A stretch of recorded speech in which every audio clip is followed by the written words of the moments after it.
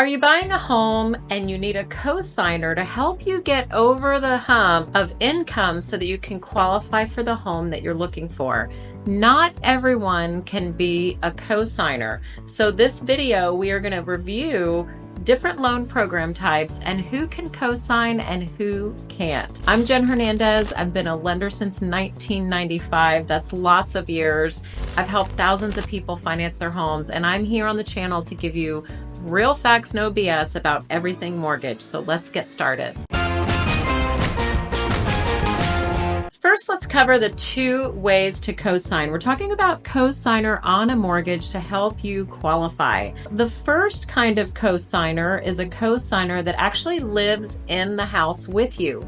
We call this in lending an occupying co-borrower. Now, this can be anyone. They can be related to you, they cannot be related to you. You can be married, not married. When you're both obligated on the loan, they're occupying the house with you. So that's the first type of co-borrower. The next type of co-borrower is actually the most misunderstood category. This is called a non-occupant co-borrower. This is someone who doesn't live in the property with you. They have their own house, or maybe they even rent, but they have their own place where they live. This is called a non-occupant. So that's what we're really going to dive into here, because that's the most misunderstood category.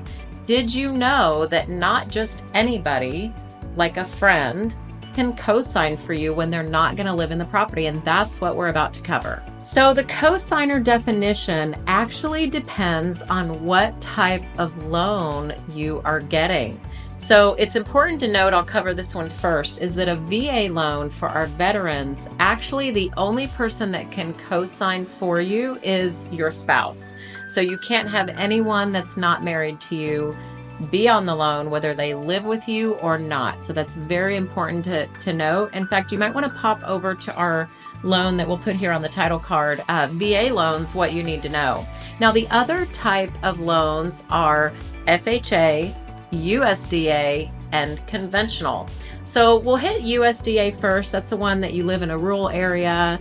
You can do a 0% down loan. That one becomes tricky because as you have more applicants on the loan, then the income starts to increase and you might be over the limit for the USDA area. So it's important to check with a lender as soon as possible because there are income limits in the USDA loan. And what we'll do is we'll put down in the description, I'll put some links where you can go and find out what the income limits are on USDA.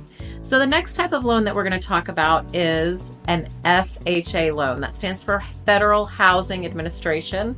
That's about 35% of the loans actually in the US that are done. These are the loans that are more lenient. It allows you to have a higher debt to income ratio. In fact, I'll put up above, after you watch this one, you can watch our loans on FHA loans, what you need to know. You can watch our video. So FHA loans, the co-borrower requirement is actually pretty strict. It has to be a very close relational family member. It has to be like an aunt, an uncle, a sibling, a parent, a grandparent. It cannot be a far removed family member like a cousin or the cousin's in-law, or it gets a little tricky. So make sure that you speak to a lender as soon as possible to find out if your cosigner is going to qualify for you. But it's important to note that on FHA, they're very strict about who can cosign with you. Again, it needs to be a very, very close related family member. The next and last category is the conventional loans. On conventional loans, actually the rules are more lenient. It does need to be a close relation, but it can be an in-law. It can be a very close family friend. You would have to write a letter of explanation just talking about the very close nature of the relationship. So one time we had someone who had a family friend who was a priest actually, and he was the cosigner, and it was a very, very close family relationship that they documented in a letter that they wrote to us about the story of how they're very closely related. Someone who's either a family member, far removed family member like a cousin or the cousin's cousin, or a very close family friend would suffice. All in all, Cosigners are a great way to get more income on your side in order to qualify. Now we have another video. You're probably wondering, co-signing, co-borrowing, are they on title? Are they not on title? That's actually a great question.